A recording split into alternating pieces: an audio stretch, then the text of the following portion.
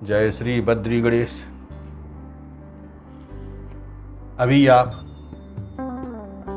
गणेश जी के एक दंत होने की कथा सुन रहे हैं। तो परशुराम और गणेश जी के बीच विवाद चल रहा है।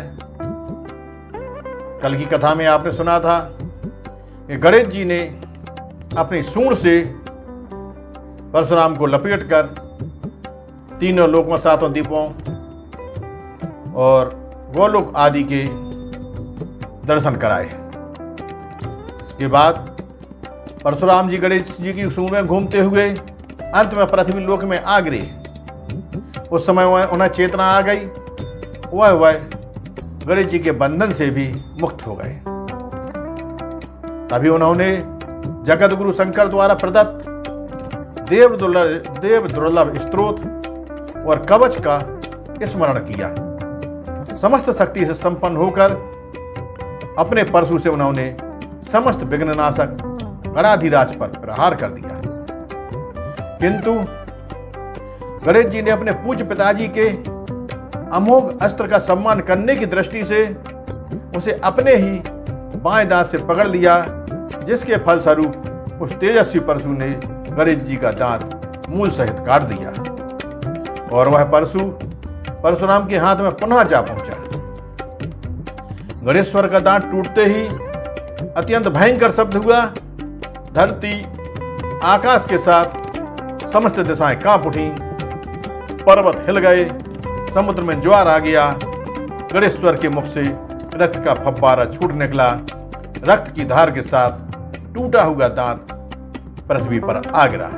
उससे समूचे कैलाश शिखर पर कोलाहल होने लगा। कार्तिकेय, वीरभद्र, भैरव, नंदीश्वर एवं समस्त प्रथमगण क्या हुआ करते हुए दौड़ पड़े। प्रथम में देवता अत्यंत भयभीत हो रहे थे। भगवान शंकर उस समय निद्रित अवस्था में थे। उस शब्द से उनकी निद्रा भंग हो गई। गिरिराज नंदिनी माता पार्वती ने वह शब्द सुना तो तुरंत दौड़ी आई और द्वार पर रक्त की धार देखकर दुखी होती हुई बोली, पुत्र यह क्या हुआ? तेरे मुख से रक्त बह रहा है और पृथ्वी भी रक्तमयी हो रही है। परंतु गणेश जी कुछ लज्जित से, कुछ रुआंसे से मौन एवं शांत सिर झुकाए खड़े थे। उन्होंने माता को कुछ उत्तर न दिया। तब पार्वती जी ने कुमार कार्तिकेय से पूछा, पुत्र तुम ही बताओ यह क्या हुआ? इसका दांत कैसे टूट गया? कार्तिकेय वहां उपस्थित थे ही। उन्होंने सब कुछ स्वयं देखा ही था, इसलिए सब बड़ा क्रमशः सुनाते हुए बोले, क्षण भर में ही ऋषि ने परशु प्रहार कर दिया, अन्यथा मैं ऐसा कदापि ना होने देता। इसी समय शिव जी भी वहां आ गए। माता पार्वती ने दुखी मन से इनसे निवेदन किया, हे स्वामी, आप समदर्शी हैं। मेरे पुत्र गणेश जी और आपके शिष्य परशुराम जी में से दोष किसका है, यह निर्णय आप स्वयं ही कर सकते हैं। हे प्रभु, श्रेष्ठ कुल में उत्पन्न नारी तो अपने निंदित, पतित, मूर्ख, दरिद्र, रोगी एवं जड़पति को भी सदैव भगवान के ही समान समझती है। पतिव्रता नारी के तेज की समानता तेजस्वियों में श्रेष्ठ अग्नि और भगवान भास्कर भी नहीं कर सकते।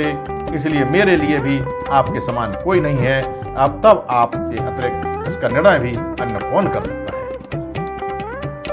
उधर परशुराम ने भगवान शंकर को देखा, उनके चरणों में प्रणत हो गए, भय रहित रूप से उनकी सेवा करने लगे।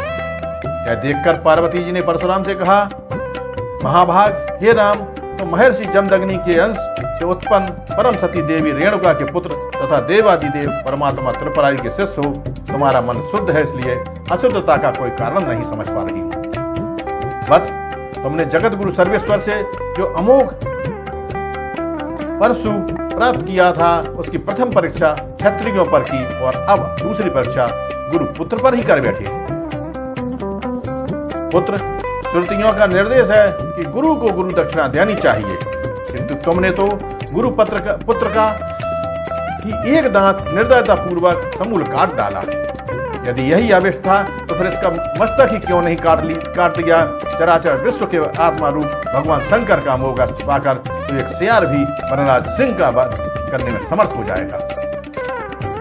देखो परशुराम, गणेश साक्षात परमपिता परमात्मा का अंश है वह जितेंद्रिय पुरुषों में श्रेष्ठ होने के कारण तुम्हारे समान लाखों करोड़ों जीवों का वध करने में समर्थ हैं, किंतु वह हिंसा में विश्वास न करने के कारण कभी किसी पर हाथ नहीं उठाता।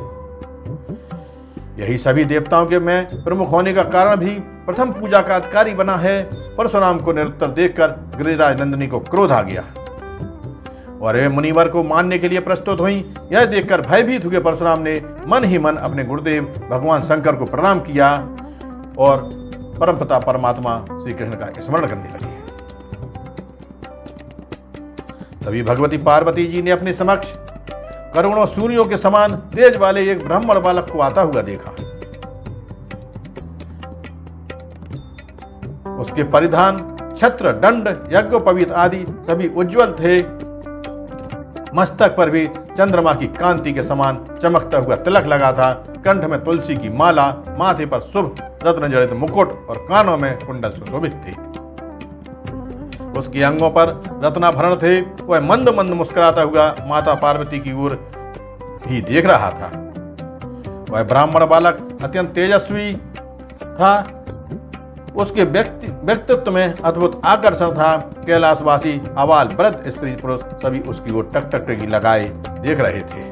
भगवान शंकर ने उसे देखते ही मस्तक झुकाकर प्रणाम किया। यह देखकर भगवती गिरिजा माता पार्वती भी उसे प्रणाम किए बिना न रह सकी। वस्तुतः वे साक्षात श्रीहरि वामन अवतार। भगवान शंकर ने उनके विराजमान होने को रत्नमय सिंहासन प्रस्तुत किया।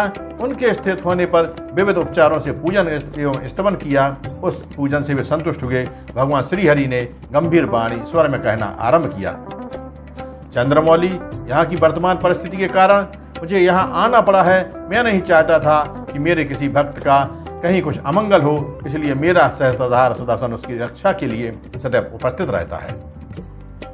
परंतु यदि कोई गुरु की अवहेलना करे तो वह चाहे जो हो मेरा कृपा पात्र नहीं रहता और उसके प्रतिकार के लिए मैं विवश हो जाता हूँ। गुरु विद्या और मंत्र का देने वाला होने के कारण इष्ट देव से भी 100 गुना श्रेष्ठ है। इसी कारण गुरु से अधिक कोई देवता नहीं माना गया है। वैसे भी भगवान शंकर महादेव हैं।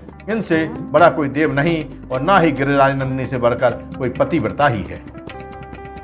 गणेश्वर से अधिक कोई जितेंद्रिय नहीं और परशुराम के समान कोई गुरु भक्त शिष्य नहीं हुए। किंतु परशुराम द्वारा आज गुरु पुत्र की जो अवहेलना हुई है उसका मार्जन करने के विचार से ही मुझे यहाँ आना पड़ा है। हे शिवे, शिवप्रिय, आप जगत जननी गणेश्वर, कार्तिकेय और परशुराम भी आपके पुत्र समान हैं।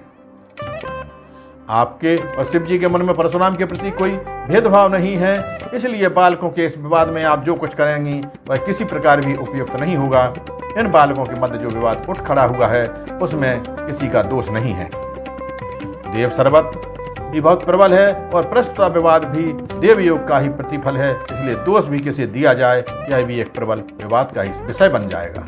तो अगले भाग में भगवान श्री कृष्ण द्वारा गणेश जी का नामाष्टक स्तोत्र, उसकी महिमा, उसके जप से क्या फायदा लाभ होते हैं यह बताया जाएगा। एवं परशुराम द्वारा माता पार्वती की स्तुति, प्रसन्न करना, माता पार्वती का प्रसन्न होना आदि कथा।